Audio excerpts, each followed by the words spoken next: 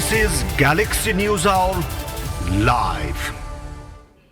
गण्डकी प्रदेश सरकारले पर्यटन प्रवर्धनका लागि होमस्टे विस्तार गर्ने योजना अन्तर्गत 30 करोड रुपियाँ अनुदान बाँडे पनि त्यसको उपयोगिता देखिएको छैन। एक त हचुवाका भरमा ल्याइएको यस कार्यक्रमको लक्षित उद्देश्य नै स्पष्ट देखिँदैन, अर्को अनुदान आवश्यक नै नपर्ने क्षेत्रमा केवल राजनीतिक नेतृत्वको मतदाता रिझाउने तरिकाले मात्र रकम बाँडिएको देखिन्छ। अघिल्ला 2 वर्षको लगानी नै निष्फल देखिसक्दा पनि फेरि यो वर्ष 5 करोड रुपियाँ बाँड्ने गण्डकी सरकारको योजनाको निहितार्थ थप स्पष्ट हुन्छ। ग्यालेक्सी न्यूज आवरमा आज हामी गण्डकी प्रदेश सरकारले होमस्टे विस्तारका नाममा बाँडेको 30 करोड रुपियाँ कसरी हचुवाका भरमा बाँडियो र अहिले ती होमस्टेको अवस्था के छ भन्नेमा केन्द्रित हुनेछौँ। त्यस्तै स्टार खेलाडी विनय सङ्कटा क्लबले ए डिभिजन लिगमा देखाइरहेको लोभलाग्दो प्रदर्शन सम्बन्धी सामग्री पनि हामीसँग हुनेछ।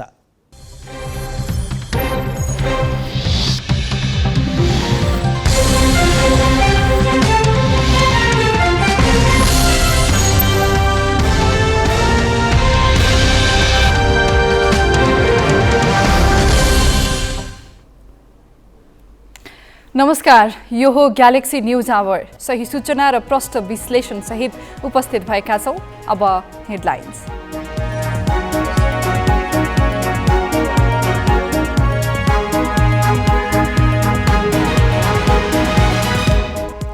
सरकारलाई उत्तरदायी बनाउनु पर्ने प्रतिपक्षी एमाले दिनहुँ नाराबाजीमा 3.5 महिनादेखि संसद अवरोध, सांसदले सुविधा लिन भने छोडेनन्। गण्डकी प्रदेश सरकारले होमस्टेका नाममा बाँडेको 30 करोड रुपैयाँ स्वाहा, अनुदान पाएका अधिकांश होमस्टेको नामो निशान छैन। ललिता निवास जग्गा घोटालाका मुख्य बिचौलिया रामकुमार सुवेदी श्रीमती सहित पक्राउ, अनुसन्धानका लागि 5 दिन थुनामा राख्न सिआइबीलाई अदालतको अनुमति। राष्ट्र बैंकले 300 भन्दा बढी वस्तुको आयातमा कडाई गरेपछि शेयर बजारमा 92 अङ्कको वृद्धि, नेप्से परिसूचक 2500 नाघ्यो, 4.5 अर्बको कारोबार। र नेपाल क्रिकेट संघद्वारा खेलाडीहरूसँग वार्ता, कारबाही पुनर्विचार गर्न क्यान तयार, कप्तान र उपकप्तान परिवर्तन गर्ने निर्णयबाट भने पछि नहट्ने।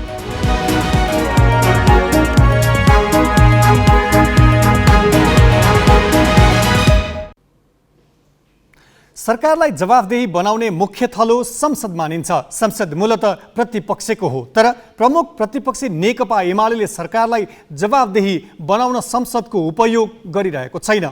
उसले राजनीतिका नाममा सवालमा अरू पार्टीका सांसदहरूलाई पनि बोल्न अवरोध गर्दै आएको छ। भदौ 23 देखि गर्दै आएको नाराबाजीलाई एमाले प्रतिनिधि सभाको आजको बैठकमा पनि निरन्तरता दियो। 3.5 महिनादेखि संसदको बैठक सञ्चालनमा अवरोध गर्न भूमिकामा रहेका एमाले संसदले तलब भत्ता भने सङ्कोच नमानी बुझिरहेका छन्। उनीहरू हाक्का हाक्की भन्छन्, नाराबाजी पनि काम नै हो। प्रतिनिधि सभाको बुधबारको बैठकमा 4वटा अध्यादेश स्वीकृत गर्ने कार्यसूची थियो। एमाले सांसदहरू राष्ट्रिय गान सकिएपछि सभामुखले बैठक सुरु हुन्छ भन्नासाथ दौडिएर बेल घेराउ गर्न पुगे। उनीहरूले नाराबाजी गरे। पार्टीले कारबाहीको सिफारिस गरेका 14 सांसदलाई पदमुक्त नगरेको भन्दै सभामुखमाथि प्रश्न उठाए। यो विषयमा सभामुखको भूमिका चित्त नबुझेर एमाले यसअघि नै अदालत गएको थियो। त्यो मुद्दा अदालतमा विचाराधीन नै छ। अदालतमा विचाराधीन मुद्दामा संसदमा आवाज उठाउन पाइँदैन। सभामुखको भूमिकालाई लिएर बैठकमा प्रश्न उठाउन नपाइने प्रतिनिधि सभा नियमावलीको व्यवस्था पनि एमाले खिल्ली उडाइरहेको छ। एमालेका सांसदहरूले प्रतिनिधि सभामा आफ्नो जिम्मेवारी छाडेर यसरी नाराबाजी गर्न थालेको 3.5 महिना भयो।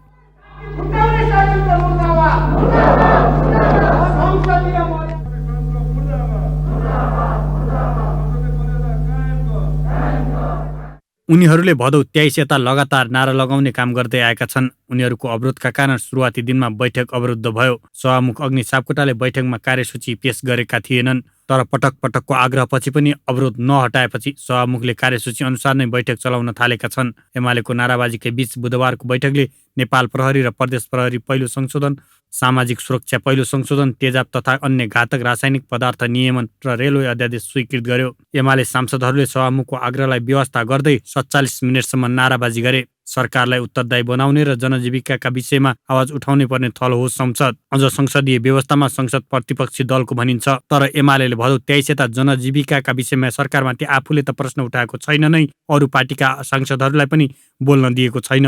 लामो समयदेखि संसद जुन अवरुद्ध भइराखेको छ, यसले संसदको उपहास भइराखेको छ। संसद जहाँ चाहिँ नि जनताका समस्याहरूको आवाज उठाउने थलो हो, यसमा जुन प्रकारले निरन्तर रूपमा संसद अवरुद्ध हुने अनि प्रमुख प्रतिपक्ष र सरकार दुवै यस विषयमा चाहिँ गम्भीर नबन्ने जुन काम भएको छ एकदमै दुःखदायी छ।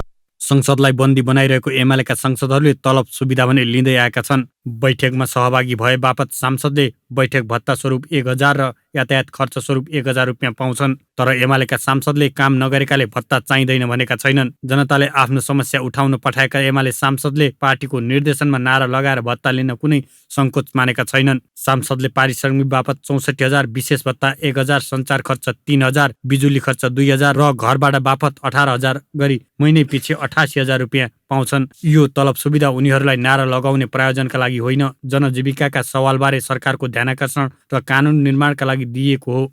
एमाले सांसदलाई यो जानकारी नभएको होइन, तर उनीहरूले बिना काम तलब भत्ता लिँदा प्रश्न उठाउन थालिएपछि नाराबाजीलाई लाजै नमानी पनि काम गरेको भनेका छन्। तलब भत्ताको विषय होइन मित्र, यो तपाईँको प्रश्न मिलेन। तलब भत्ताको सँगको विषय त यो मुलुकमा कसले तलब सभामुखले तलब भत्ता खानु भएको छैन। उहाँलाई तलब भत्ता खाएर पक्षपातपूर्ण निर्णय गर्ने अधिकार छ। अनि अरू एमालेका सांसदको मात्रै तपाईँ तलब भत्ताको कुरा गर्नुभयो। सभामुखले गलत ढङ्गले संसद चलाउन चाहिँ उहाँलाई छुट छ त? त्यो विषय होइन। तलब भत्ता लिएको भनेको आशय के हो? मैले कुरा बुझेँ। यो संसद अवरुद्ध हुन्छ, संसद अवरुद्ध छ। हेर्नुहोस् यहाँ कतिवटा छ, यो सबै चाहिँ पास भइसकेको छ। कसरी अवरुद्ध छ र कुन चाहिँ पार्टी फुटाउनलाई चाहिँ ल्याएको चाहिँ तपाईँको विधेयक चाहिँ पास भएको छैन? कुन चाहिँ बजेट यहाँ हामीले रोकेका छौँ? त्यसो भए किन रोकिरहनु भएको छ? अनि तलब भत्ता चाहिँ तपाईँले भन्नुभएकोले मात्रै भने रोकिरहेको छ त संसद?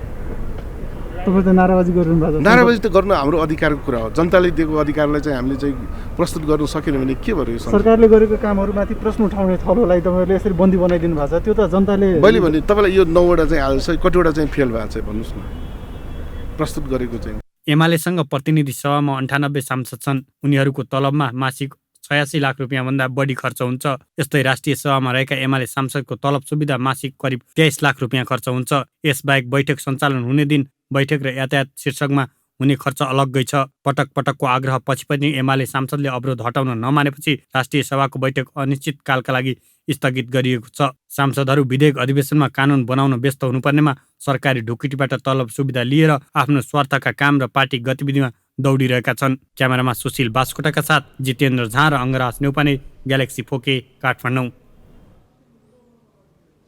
संसदको 10औं अधिवेशन मङ्सिर 28 देखि जारी छ। त्यस यता प्रतिनिधि सभाको बैठक 3 दिन बस्यो। 9औं अधिवेशनको अवधि 51 दिन थियो। त्यो अवधिमा प्रतिनिधि सभाको बैठक 12 दिन बस्यो। एमाले अध्यक्ष केपी शर्मा ओली 2 अधिवेशनमा 15 दिन बसेको बैठकमा 1 दिन मात्रै उपस्थित भए। आफ्ना सांसदलाई नाराबाजी गर्न लगाएर ओली आफू भने पार्टीका कार्यक्रममा सहभागी हुँदै आएका छन्। ओली प्रतिनिधि सभाका सदस्य हुन्। त्यही नाताले 2074 फागुन 3 देखि 2078 असार 29 सम्म उनी प्रधानमन्त्रीको जिम्मेवारीमा रहे। असार 29 मा पदमुक्त भएपछि उनी प्रमुख प्रतिपक्षी दलको नेताको भूमिकामा छन्। प्रधानमन्त्रीको पद जोगाउन उनले हर सम्भव प्रयास गरेका थिए। 2 पटक प्रतिनिधि सभा विघटन गरे। दुवै पटकको उनको कदमलाई सर्वोच्च अदालतले असंवैधानिक ठहर गरिदियो। उनलाई न प्रतिपक्षी दलको नेताको भूमिकामा खुम्चिनु पर्दा चित्त बुझेको छ, न त सर्वोच्चले विघटनमा साथ नदिएको मन परेको छ। उनी विघटनको निर्णय सही थियो भन्ने देखाउन चाहन्छन्। त्यही कारण सर्वोच्च अदालतमा मुद्दा विचाराधीन रहेकै अवस्थामा उनले आफूले कारबाहीका लागि सिफारिस गरेका 14 सांसदलाई पदमुक्त नगरिएको भन्दै पार्टीका सांसदलाई संसदभित्र नाराबाजीमा उतारिरहेका हुन्। उनी आफू भने नाराबाजीमा संलग्न भएका छैनन्।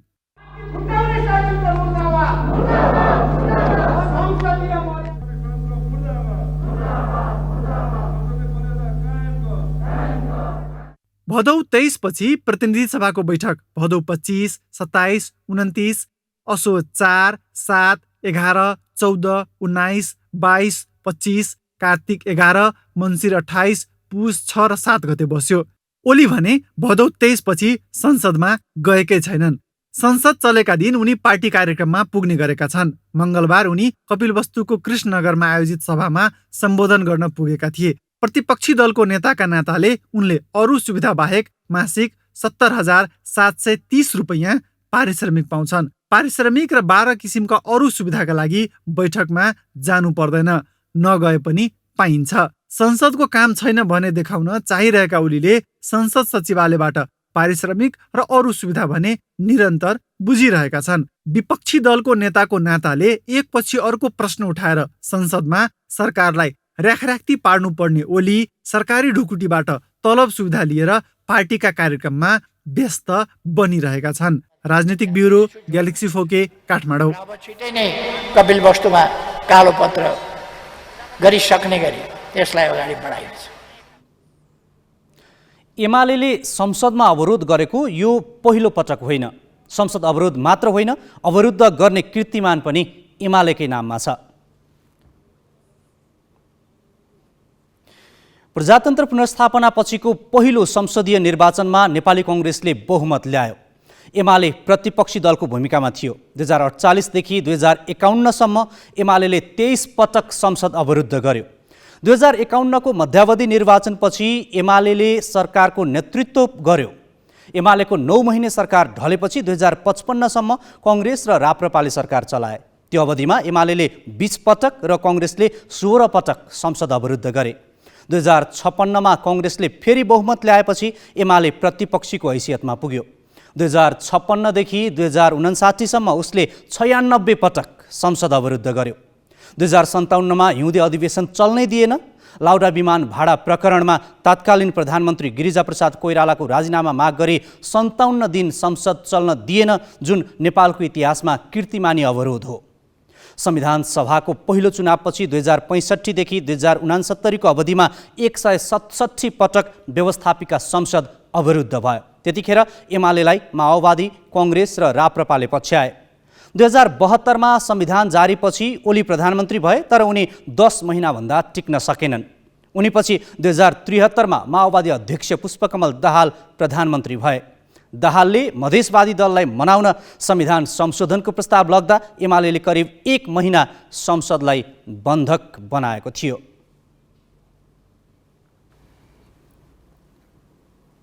यसैबीच ग्यालेक्सी संवाददाता जितेन्द्र झाले संसद सचिवालयका पूर्व सचिव सोमबहादुर थापालाई सोधेका छन्, प्रमुख प्रतिपक्षीले लगातार संसद अवरोध गर्नुलाई कसरी लिन सकिन्छ?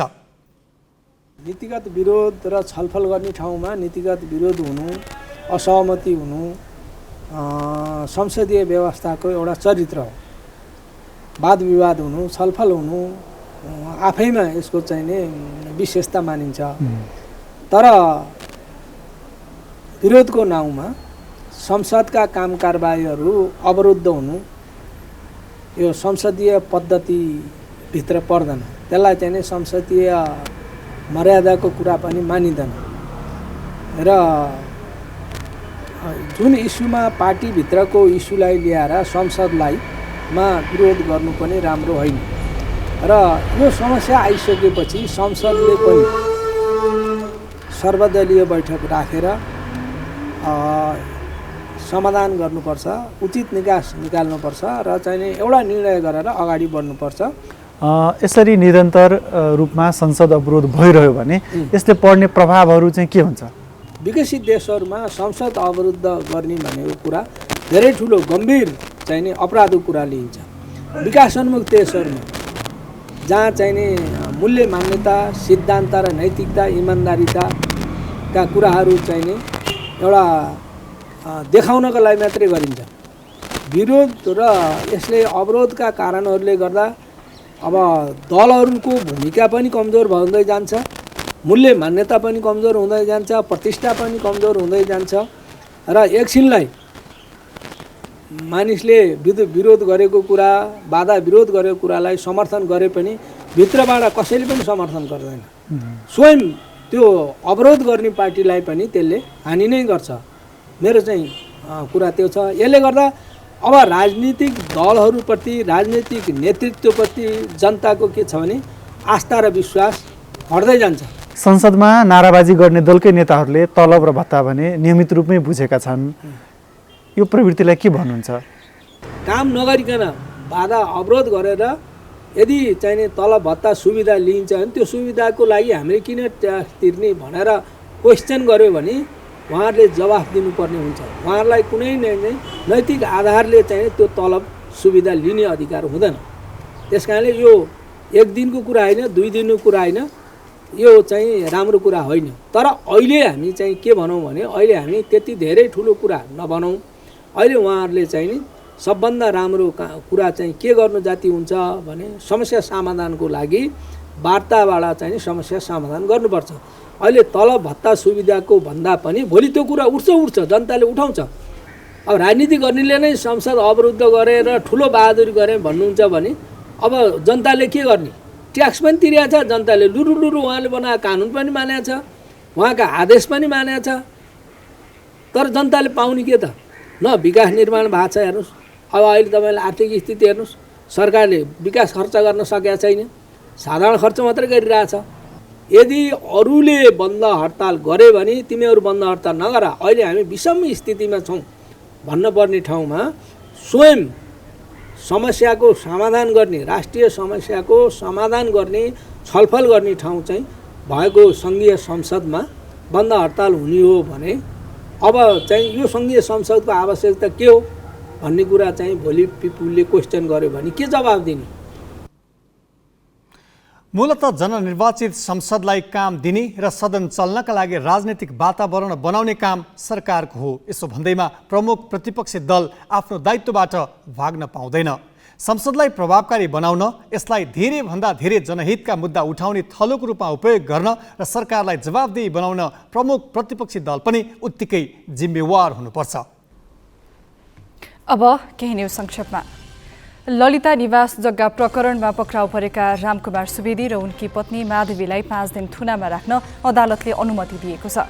प्रहरीको केन्द्रीय अनुसन्धान ब्युरो CIBले बालुवाटार स्थित ललिता निवासको सरकारी जग्गा हिनामिनामा बिचौलियाको भूमिकामा रहेका रामकुमारलाई, कमलादी र माधवीलाई ताहाचलबाट गैराती पक्राउ गरेको थियो। CIBले यस प्रकरणमा कृत्य सम्बन्धी अपराधको अनुसन्धान गरिरहेको छ।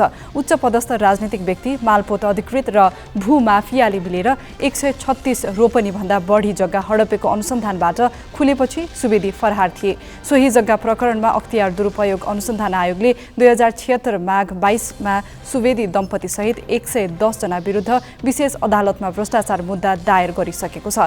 CIBले सरकारी वकिलको कार्यालयमा अनुसन्धान प्रतिवेदन पठाउने तयारी गरिरहेको छ। कृत्यमा मुद्दा चलाउन पुस 27 सम्मको हद म्याद छ। CIBले करिब 400 जना विरुद्ध मुद्दा दायर गर्नुपर्ने निष्कर्ष निकालेको छ। 5 महिनापछि बोलाइएको न्याय सेवा आयोगको बैठक विशेष कारण भन्दै स्थगित भएको छ। प्रधान न्यायाधीश चोलेन्द्र शमशेर राणाले आजका लागि आयोगको बैठक बोलाएका थिए। प्रधान न्यायाधीश अध्यक्ष रहेको आयोगमा कानुन मन्त्री दिलेन्द्र प्रसाद बडु, सर्वोच्च अदालतका वरिष्ठ न्यायाधीश दीपक कुमार कार्की, लोकसेवा आयोगका अध्यक्ष माधव कुमार रेग्मी र महान्यायाधिवक्ता खम्म बहादुर खाती सदस्य हुन्। स्रोतका अनुसार कोरम नपुग्ने भएपछि बैठक स्थगित भएको हो। पछिल्लो समय प्रधान न्यायाधीश राणा विवादमा तानिएका छन्। आयोगले सञ्चालन गरेको जिल्ला न्यायाधीशको परीक्षाको नतिजा प्रकाशन गर्ने निर्णयका लागि बैठक बोलाएको हो। भूमिकाविहीन बन्दै गएका राणाले सक्रियता बढाउन खोजेको भन्दै नेपाल बार एसोसिएसनले बैठकमा सहभागी नहुन आयोगका अन्य सदस्यलाई आग्रह गरेको थियो। आयोगको बैठक पछिल्लो पटक साउन 31 मा बसेको थियो।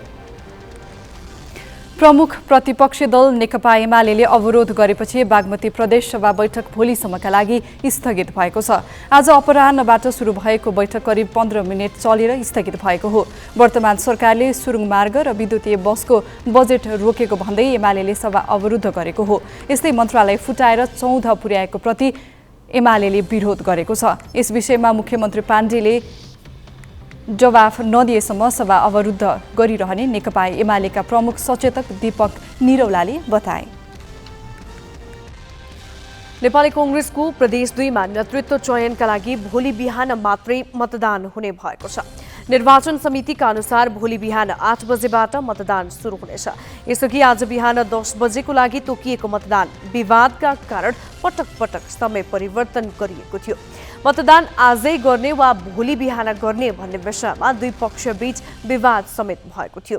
दुई पक्षबीचको विवादकै कारण आज मतदान हुन नसकेको हो। यसअघि बिहान 10 बजेको लागि तोकिएको निर्वाचन तयारी नपुगेको भन्दै दिउँसो 1 बजेको लागि सारिएको थियो। त्यसपछि पनि विवाद समाधान हुन नसक्दा मतदान सुरु हुनै सकेन। प्रदेश 2 को सभापतिमा राम सरोज यादव र कृष्ण यादवले उम्मेदवारी दिएका छन्। राम सरोजलाई विमलेन्द्र निधिको समर्थन छ भने कृष्णलाई सभापति शेरबहादुर देउवाको समर्थन छ। प्रदेशमा सभापति, उपसभापति, महामन्त्री तथा एक महिला सहित 3 सहमहामन्त्री पद र सदस्यका लागि निर्वाचन हुँदैछ। 5 सदस्य भने निर्विरोध भएका छन्। केन्द्रीय महाधिवेशन हुनु पूर्व नै प्रदेश अधिवेशन गरिसक्नुपर्ने भए पनि सदस्यता विवादका कारण प्रदेश 2 को अधिवेशन हुन सकेको थिएन। नेकपा माओवादी केन्द्रले पुस 11 देखिका लागि तय राष्ट्रिय सम्मेलनमा पार्टी कमजोर हुनुका कारणबारे समीक्षा गर्ने भएको छ। सम्मेलनको तयारीबारे जानकारी दिन आज पार्टी मुख्यालयमा आयोजित पत्रकार सम्मेलनमा प्रवक्ता कृष्णबहादुर महराले 2064 मा सबैभन्दा ठूलो दलको हैसियतमा पुग्नु र 2070 पछि लगातार कमजोर बन्नुको कारणबारे गम्भीर समीक्षा गर्ने बताए। एमालेसँगको एकता र एकतापछि भोगेका समस्याबारे पनि समीक्षा गर्ने उनको भनाइ छ।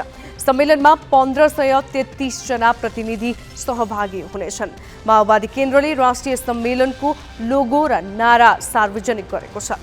उसले नयाँ क्रान्तिकारी विचार र क्रान्तिकारी पार्टी निर्माणका लागि ऐतिहासिक प्रथम राष्ट्रिय सम्मेलन नारा तय गरेको छ। शेयर बजारमा आज 92 अङ्कको उत्साहजनक वृद्धि भएको छ।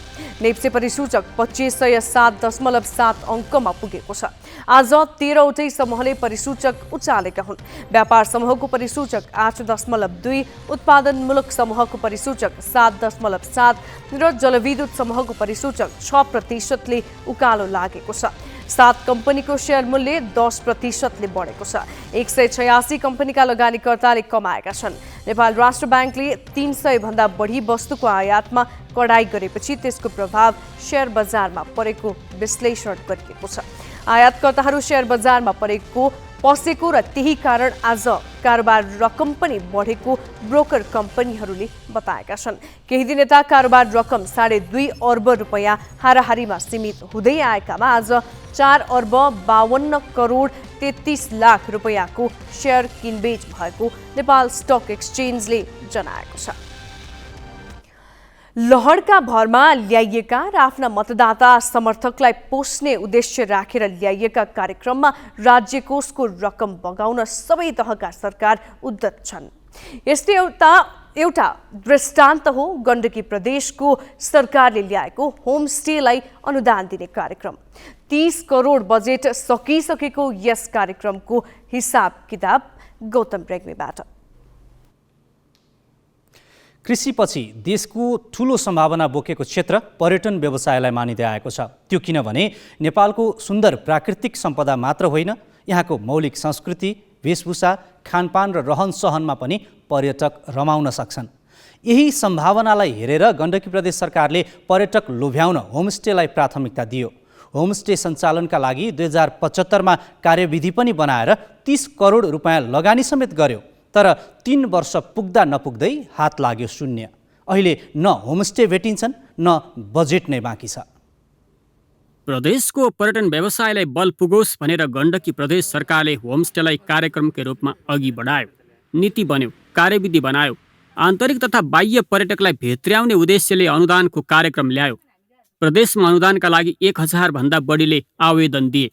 तीमध्ये मापदण्ड पूरा भएका 309 होमस्टेलाई सरकारले अनुदान दियो। ती सबैलाई आर्थिक वर्ष 2075-76 र 76-77 मा करिब 30 करोड अनुदान दियो। अनुदान लिएर स्थापना भएका कतिपय होमस्टे आज बन्द अवस्थामा छन् भने कतिको अवस्था के छ भन्ने अनुदान दिने सरकारलाई नै पत्तो छैन। होमस्टेलाई 5 देखि 10 लाखका दरले बाँडेको अनुदानको रकमबाट बनेको संरचना कतिपय ठाउँमा व्यक्तिको सम्पत्तिका रूपमा प्रयोग भइरहेका छन्। अनुदान लिएर होमस्टे सञ्चालन नगर्नेहरू कतिले कोरोना महामारी त कतिले सामाजिक परिवर्तनलाई दोष दिइरहेका छन्।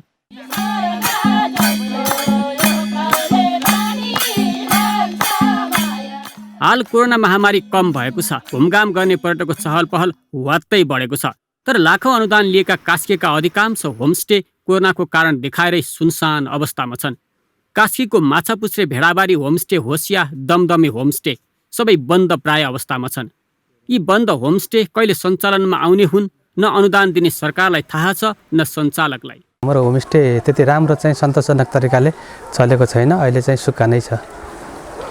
अहिले मान्छेहरू आउने कतिको छ, के छ अवस्था? मान्छे अहिले छैन, खाली नै छ, अहिले सञ्चालनमा भएको छैन। सरकारबाट अनुदान लिएका तनहुँका होमस्टे मध्ये आधाभन्दा बढी बन्द अवस्थामा छन्। तनहुँको विकट ग्रामीण क्षेत्र 2075 देखि कौटा वैदी सामुदायिक होमस्टे गाउँलेहरू देवघाट झरेपछि अहिले बन्द अवस्थामा छ। गाउँमा 3-4 घर मात्रै भएकाले होमस्टे सञ्चालनमा ल्याउन कठिनाई भइरहेको मानहुङ होमस्टेकी कोषाध्यक्ष नुमाया आले बताउँछिन्।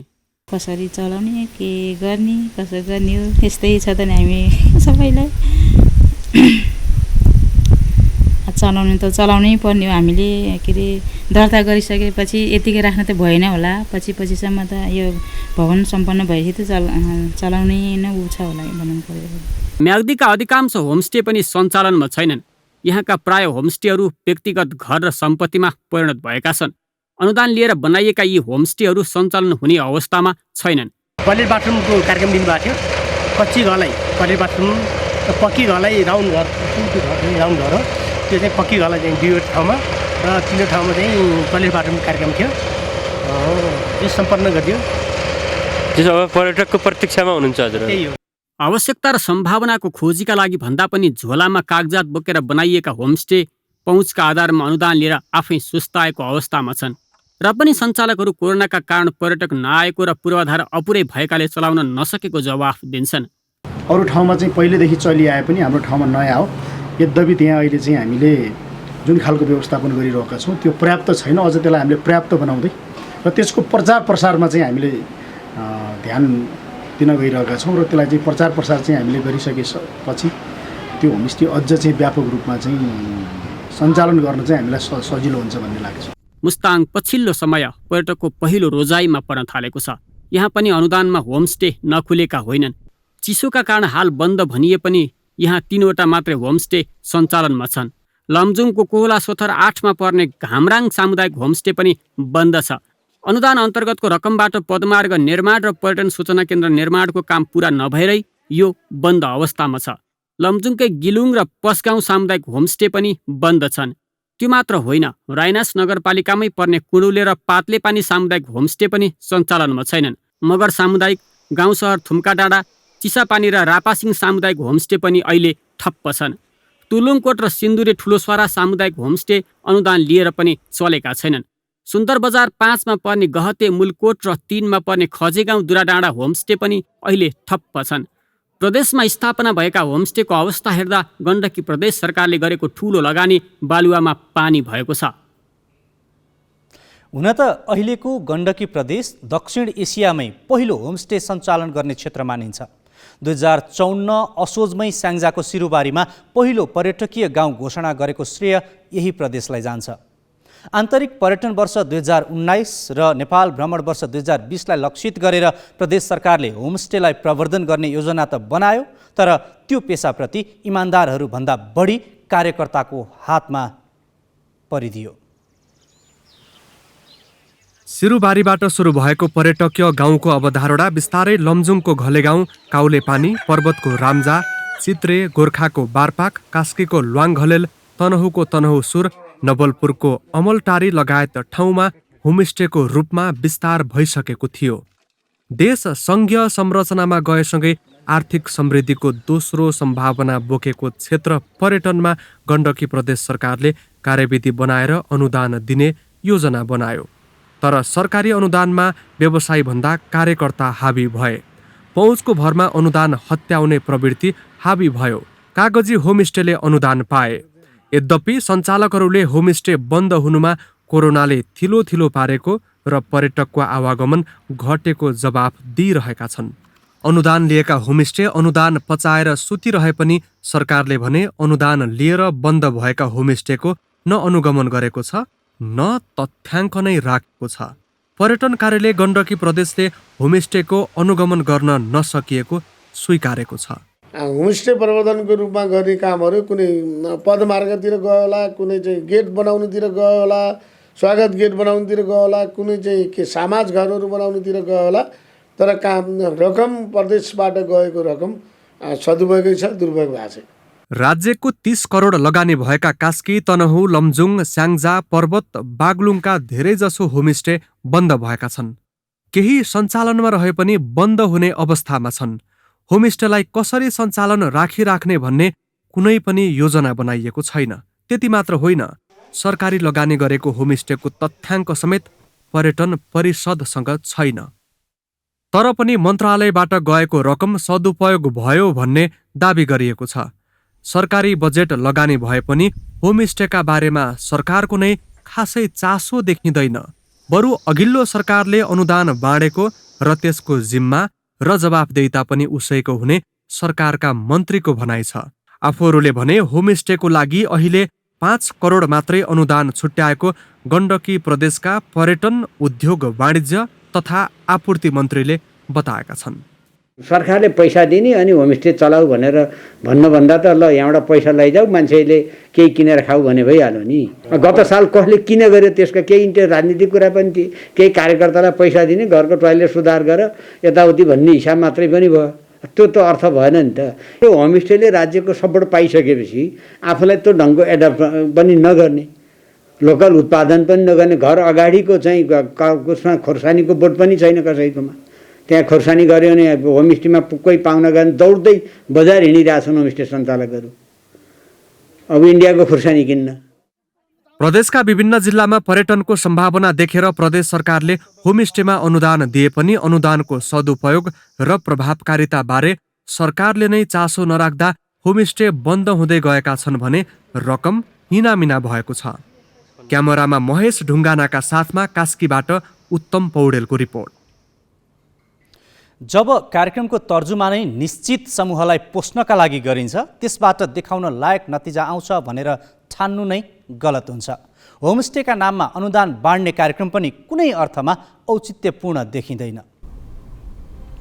अब केही न्युज संक्षेपमा। प्रधानमन्त्रीका कानुनी सल्लाहकार मानिने महान्यायाधिवक्ता खम्मबहादुर खातीले प्रधान न्यायाधीश चोलेन्द्र शमशेर राणालाई हटाउनुपर्ने आशयको अभिव्यक्ति दिएका छन्। नेपाल बार एसोसिएसनले आज काठमाडौँमा गरेको कार्यक्रममा महान्यायाधिवक्ता खातीले सबै विषय संविधान पल्टाएर मात्र नहुने भन्दै दलहरूले न्यायालयभित्रको विवाद समाधान गर्नुपर्ने बताए। न्यायालयभित्रको अहिलेको विवादमा सरकार मुखदर्शक हुन नहुने उनको भनाइ थियो। बारले प्रधान न्यायाधीशको राजीनामा माग्दै करिब 2 महिना अघिदेखि सर्वोच्च अदालत परिसरमा धरना र नाराबाजी गर्दै आएको छ। महान्यायाधिवक्ता खातीले न्याय सेवा आयोग र न्याय परिषदले सर्वसम्मतिमा निर्णय गर्नुपर्ने बताएका छन्। सुर्खेतमा बोक्सी लागेको भन्दै महिलालाई खुट्टाको पैतला चटाउने 2 धामी र 1 पुजारी पक्राउ परेका छन्। सुर्खेतको लेखबेसे नगरपालिका सिमलेमा गेवालीको कुलपूजामा सहभागी बाँके खजुराकी 1 महिलालाई बोक्सी भन्दै अमानवीय व्यवहार गरिएको थियो। महिलालाई कुटपिट गर्ने, खुट्टा चटाउने, कपाल तान्ने जस्ता अमानवीय व्यवहार गरेको भन्दै प्रहरीले 3 जनालाई पक्राउ गरेको हो।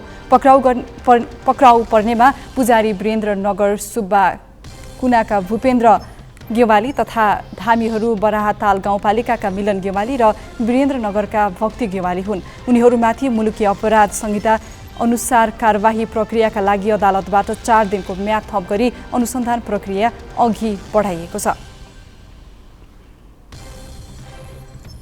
नेपाल क्रिकेट सङ्घ क्यानले 4 खेलाडीमाथि गरिएको कारबाही पुनर्विचार गर्न तयार रहेको बताइएको छ। क्यानका अध्यक्ष चतुरबहादुर चन्दले कारबाही पुनर्विचार गर्न सकिने भन्दै खेलाडीसँग छलफल गरेको क्यानका कार्यवाहक सचिव प्रशान्त विक्रम मल्लले जानकारी दिए।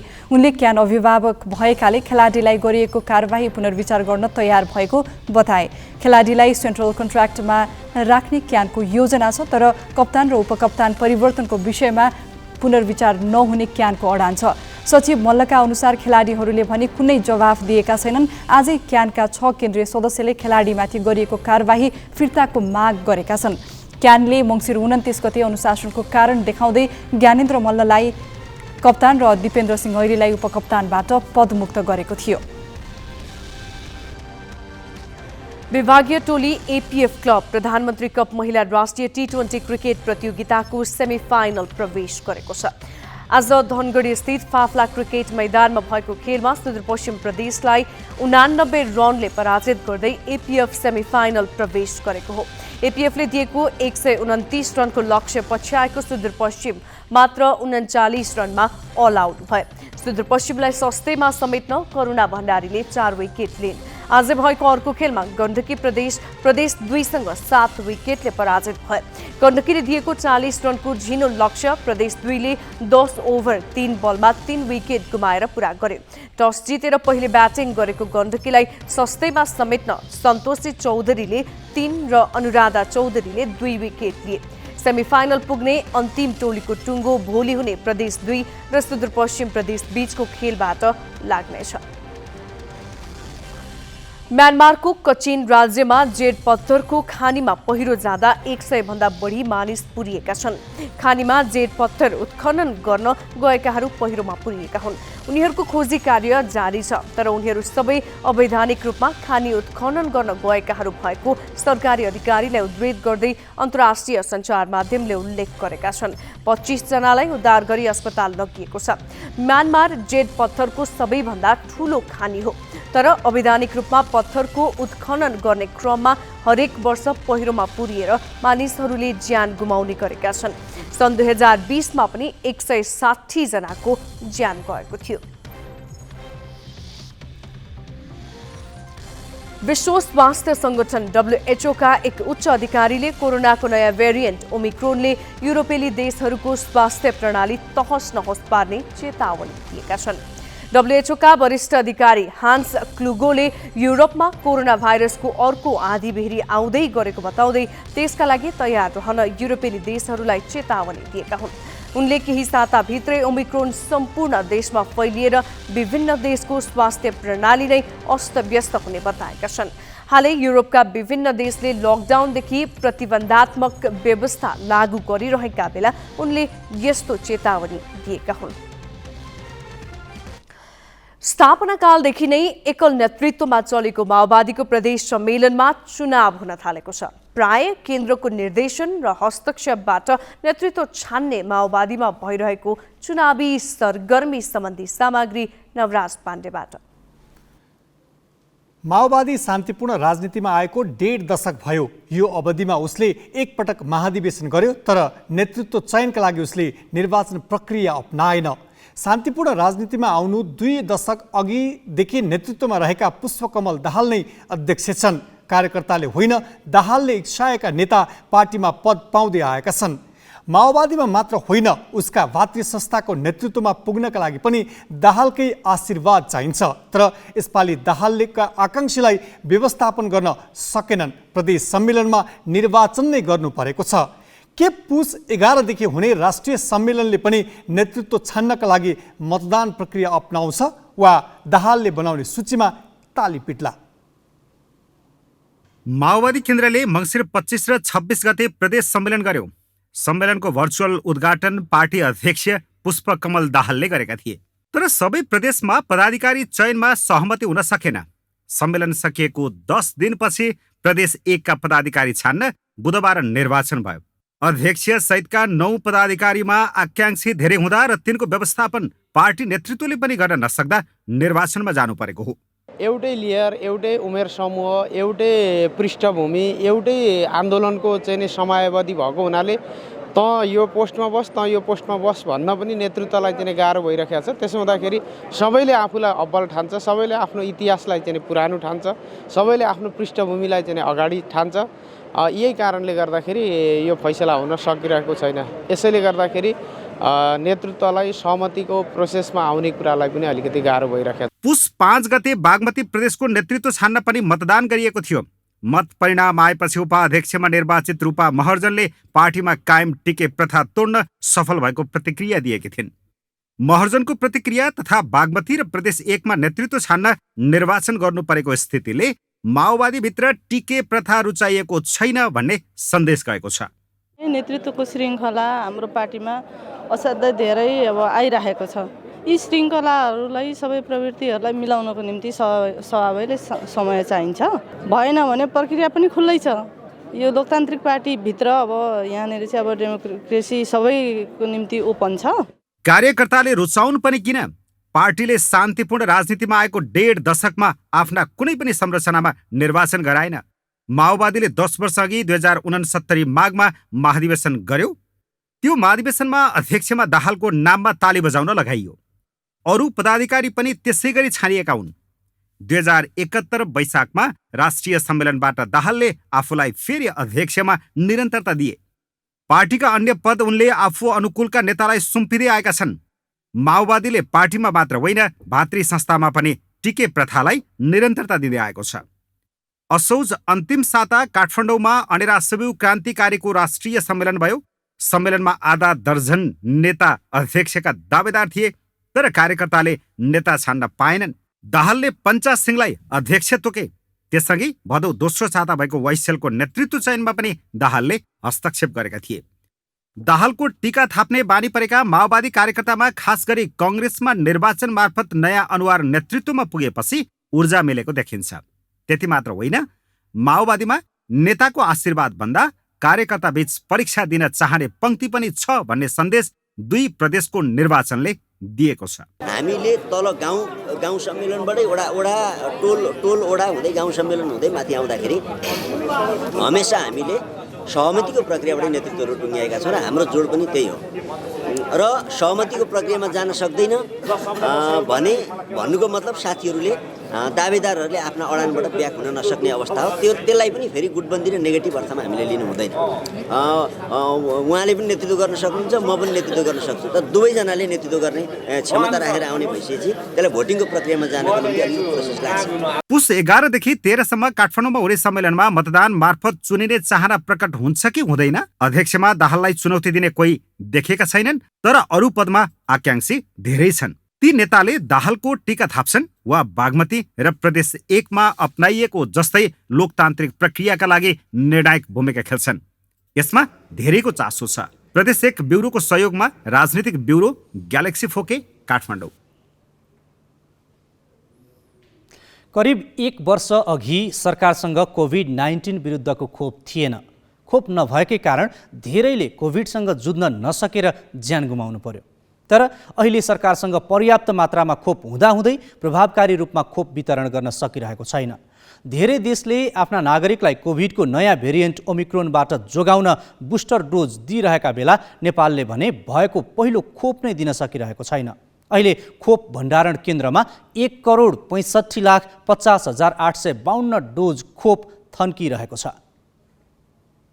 कोभिड-19 को नयाँ प्रजाति ओमिक्रोनको सन्तास अहिले संसारभरि फैलिएको छ। ओमिक्रोनको संक्रमण अहिले 89 देशमा पुगिसकेको छ। नेपाल पनि यसबाट अछुतो छैन। जोखिम उत्तिकै छ। जोखिम कम गर्न धेरै देशले पूरा मात्रा खोप लगाइसकेकाहरूलाई पनि बुस्टर डोज दिइरहेका छन्। तर नेपालमा अहिलेसम्म लक्षित जनसङ्ख्याको 32% मात्र पूरा मात्रा खोप पाएका छन्। बुस्टर डोजको त कुरै छाडौँ, पहिलो मात्रा खोप नै सबैलाई दिन सकेको छैन। अहिले नेपालसँग 1,65,50,852 खोप डोज थन्किरहेको छ। स्वास्थ्य मन्त्रालय भने खोप लगाउन नागरिक आफै नआएकाले खपत कम भएको दाबी गर्छ। खोप जुन हिसाबले जुन रेट सुरुको जुन भ्याक्सिनेसनको रेट थियो त्यो भन्दा अलिकति घटेको देखिया छ। यसको दुईटा कारण पनि हुन सक्छ। पहिलो कारण के छ भने त्यतिखेर खोप कम थियो, मान्छे चाहिँ जसरी भए पनि खोप लगाउँ भन्ने उहाँहरूको एउटा उत्सुकता पनि थियो। अहिले के छ भने यो काम सिद्ध्याएर खोप लगाउला नि, खोप त छँदैछ, सकिन्न खोप भन्ने पनि एउटा आश्वस्तता पनि आएछ। तथापि त्यो भन्दाखेरि चाहिँ हाम्रो चाहिँ हामीले जुन हिसाबले हाम्रो यो अभियानको रूपमा लानुपर्ने भनेर त्यसमा अलिकति स्लो चाहिँ हामी छौँ। खोप हुँदाहुँदै लगाउन नसक्नुमा उपत्यका बाहिर खोप भण्डार गृहको अभाव पनि हो। सरकारले गत फागुनमा 2 महिनामा सम्पन्न हुने गरी देशभर 8 ठाउँमा भण्डार गृह बनाउने निर्णय गरेको थियो। तर 8 ठाउँमध्ये काठमाडौँ, विराटनगर, जनकपुर र हेटौडामा थोरै काम भए पनि बाँकी ठाउँमा काम अगाडि बढाउन सकेन। अर्कातर्फ लगाउन ढिलाइले खोपको म्याद नै गुज्रन सक्ने चिन्ता गर्न थालिएको छ। खोपको एक्सपायरी डेट चाहिँ त्यो उत्पादन भएको समयअनुसार र खोपको आफ्नो विशेष प्रकृति अनुसार हुन्छ। अब त्यसको चाहिँ त्यसमा कम्पनीले त्यो भायलमा र बाहिर त्यो बक्साहरूमा लेखेको एक्सपायरी डेटलाई नै मान्नुपर्ने हुन्छ। अनि खोपलाई निकालिसकेपछि चाहिँ फेरि कम्पनीको निश्चित इन्स्ट्रक्सन्स हुन्छ, त्यो एक्सपायरी डेट जेसुकै भए पनि निकालिसकेपछि यति समयभित्र प्रयोग गरिसक्ने भनेर भनेको हुन्छ। प्रभावकारी कार्ययोजना अभावका कारण आफूसँग भएको खोपको पहिलो डोज नै पर्याप्त मात्रामा नागरिकको पहुँचमा पुर्याउन नसक्ने सरकारले बुस्टर डोज कहिले देला? क्यामेरामा सबिन महर्जनका साथमा कमल विष्ट, ग्यालेक्सी 4K, काठमाडौँ।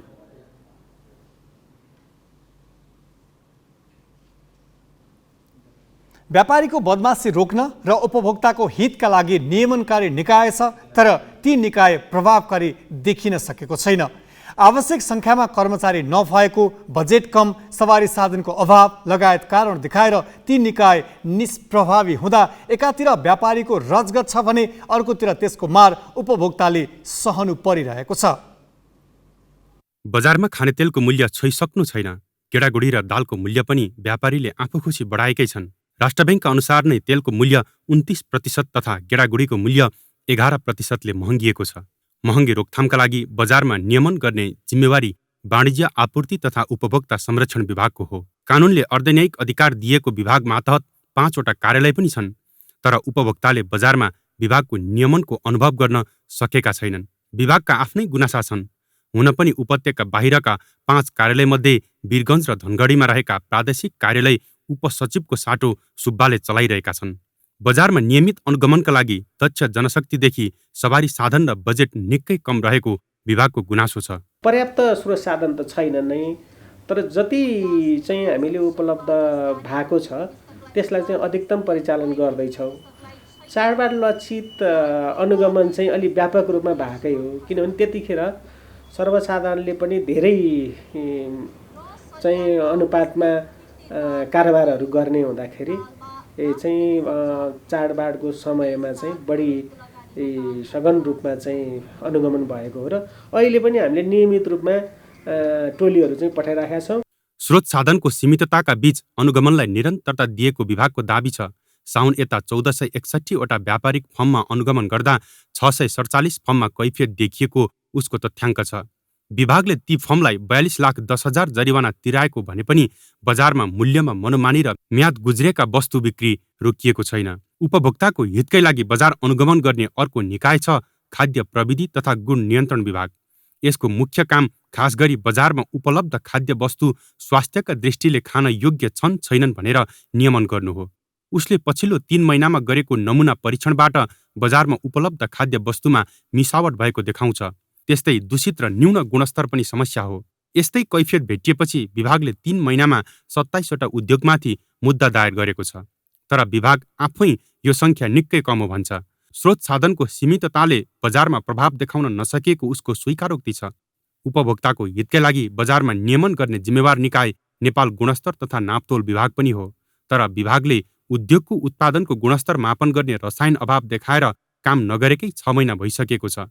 2040 सालमा स्थापना हुँदा र अहिले उद्योगको सङ्ख्या 3 गुणा विस्तार भए पनि कर्मचारीको दरबन्दी 140बाट बढ्न नसकेको, बरु कतिपय दरबन्दी नै खाली रहेकाले काम प्रभावित भएको उसको भनाइ छ। हामीसँग चाहिँ स्रोत साधनको धेरै कठिनाइ छ। अहिले नै यहाँलाई हामीले भन्नुपर्छ, हामी विगत 6 महिनादेखि एसिडको अभावमा चाहिँ आफ्नो ल्याबलाई चाहिँ सारा चाहिँ भनौँ न अन्य चाहिँ भनौँ न मार्केटमा चाहिँ खरिद गर्न नपाउने अवस्था छ। हामी बाहिर कहीँ कतै चाहिँ मागेर खोजेर हामीले चाहिँ परीक्षणको चाहिँ सञ्चालन गर्नुपर्ने अवस्था चाहिँ सिर्जना हुन पुगेको छ। एकातर्फ न्यून जनशक्ति, अर्कोतर्फ चाहिँ मार्केटमा चाहिँ हाम्रो परीक्षणलाई चाहिने रसायनको अभाव, यस्ता कठिनाइहरू हामीले भोग्नु पर्यो। नियमनकारी निकायले स्रोत साधनको कमी देखाएर बजारमा आफ्नो उपस्थिति बढाउन नसकिरहेका बेला ती निकायलाई हेर्ने मन्त्रालयले वास्तै गरेका छैनन्। क्यामेरामा रविन्द्र श्रेष्ठ र सबिन महर्जनका साथमा मिलन बुढाथोकी, ग्यालेक्सी 4K, काठमाडौँ। एक पटकको विजेता सधैँ विजेता भइरहन्छ भन्ने छैन। लय मिलाउन सकियो भने पुनरागमन असम्भव पनि छैन। अनि प्रतियोगितामा उत्कृष्ट प्रदर्शन गर्न स्टार खेलाडी नै चाहिन्छ भन्ने पनि छैन। सङ्कटा क्लबले जारी ए डिभिजन लिग फुटबलमा प्रदर्शन गरेको खेलले नै यो तथ्य पुष्टि गरेको छ। खेलाडीहरूको लय र प्रशिक्षकको उचित रणनीतिकै कारण सङ्कटाले जारी लिगमा सङ्कट भोग्नु परेको छैन।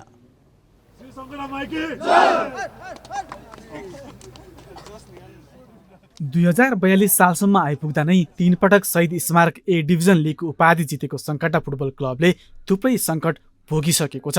2066-67 त सङ्कटाले सङ्कट टार्न नै सकेन र एबाट बी डिभिजनमा गटुवा भयो। तर अर्को वर्ष नै बीमा च्याम्पियन हुँदै पुनः एमा बढुवा भएको सङ्कटा 2075 को लिगमा उपविजेता नै बन्यो। सल्यान खड्कीले सङ्कटाको टचलाइन सम्हाल्दा उपविजेता बनेको टिम 2076 को लिगमा पुनः खस्कियो र 7औं स्थानमा रहेर लिगको अन्त्य गर्यो। तर यसपटक भने सङ्कटाको प्रदर्शन फेरिएको छ। प्लेयरहरू इन्डिभिजुअल प्लेयरहरू अलिकति राम्रो होला होइन, तर हाम्रो टिममा चाहिँ टिम वर्क छ नि त, हामी टिम गेम खेल्यौँ होइन। त्यसले गर्दाखेरि चाहिँ हामीले अहिले जुन क्लबलाई पनि टफ फाइट गर्न सक्ने टिम छ हाम्रो होइन। टिममा खेलेको भएर अलिकति सजिलो भयो। त्यो मनाङसँग पनि अब लास्ट मिनटमा गोल खायो होइन, जितिसके थियो। त्यो सबै टिम वर्कले गर्दाखेरि नै त्यहाँसम्म भएको हो। जारी लिगको 5 खेल सकिँदा सङ्कटा अपराजित छ। नेपाली फुटबलमा देखिने गोलको खडेरीलाई चिर्दै सङ्कटाले 5 खेल खेल्दा 1 खेल बाहेक 4 खेलबाट 6 गोल गरेको छ। उसले स्टार खेलाडीले भरिएका र कागजमा बलियो मानेका मचिन्द्र र मनाङ जस्ता क्लबलाई बराबरीमा रोक्यो। स्टार खेलाडी बिनाको सङ्कटाले आफू जस्तोसुकै क्लबलाई पनि चुनौती दिन तयार रहेको प्रमाणित गरेको छ।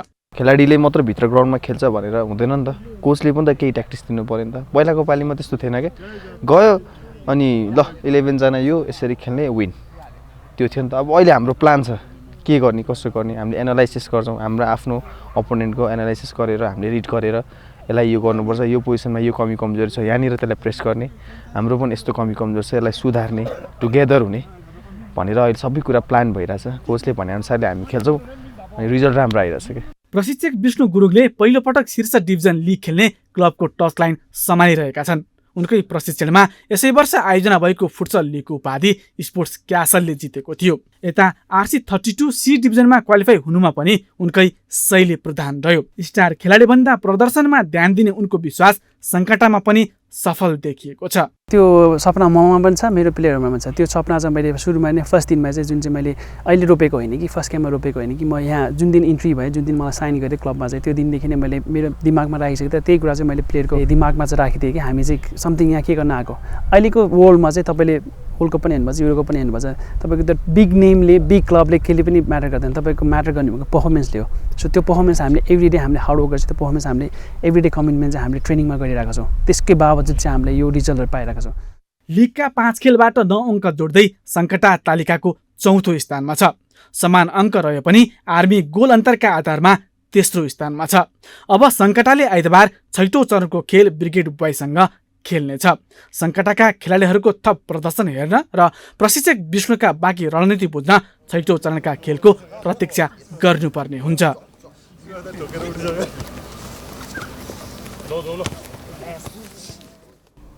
हामी ग्यालेक्सी न्युज आवरको अन्तिममा छौँ। जाँदा जाँदै हेडलाइन्स।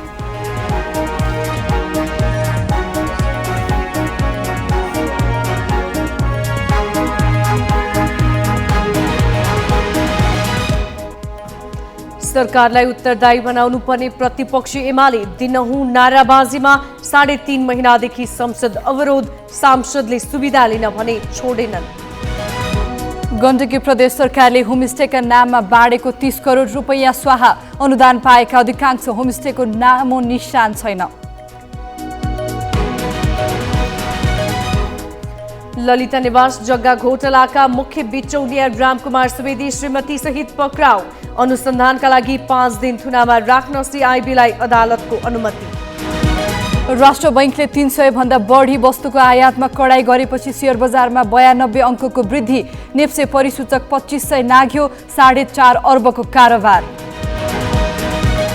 र नेपाल क्रिकेट सङ्घद्वारा खेलाडीहरूसँग वार्ता, कारबाही पुनर्विचार गर्न क्यान तयार, कप्तान र उपकप्तान परिवर्तन गर्ने निर्णयबाट भने पछि नहट्ने।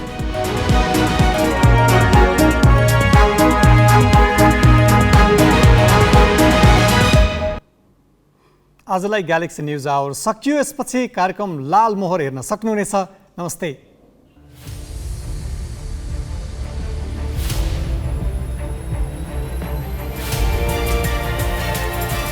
This is Galaxy News Hour Live.